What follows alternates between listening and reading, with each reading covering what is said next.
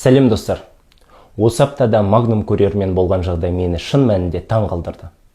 Өз үйімнің табалдырығында, өз есігімнің алдында тапсырыс әкелген бейтаныс адам маған бұйрық бергендей әрі дөрекі түрде қазақша сөйле деп айтты. Бұл дұрыс емес. Мен қазақтан білмеймін деп емес, мұндай диктаторлық, мәдениетсіз қарым-қатынасқа қарсы екенімді айтқым келеді. Күн сайын бір әрекетті қайталау әдетке айналатыны сияқты тілді қолдануда дәл солай қалыптасады. Соңғы 13 жылдан бері мен күнделікті өмірімде орыс тілін қолданып келемін. Қазір орыс тілінде білім беретін мектепте жұмыс істеймін. Мұғалім болғаннан соң таңнан кешке дейін мектептемін.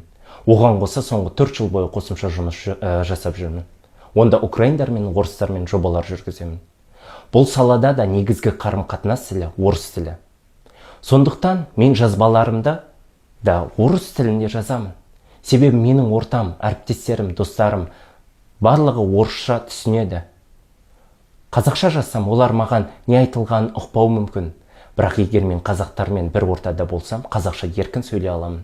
Өйткені мен қазақ тілін білемін, қазақ мектебін бітіргенмін, қазақы ортада өстім. Тіпті ойым мен болмысым да қазақша қалыптасқан. Қазақ тілі менің тілім, бірақ таңдау мен еркіндікте менің құқығым. Келіңіздер отанда.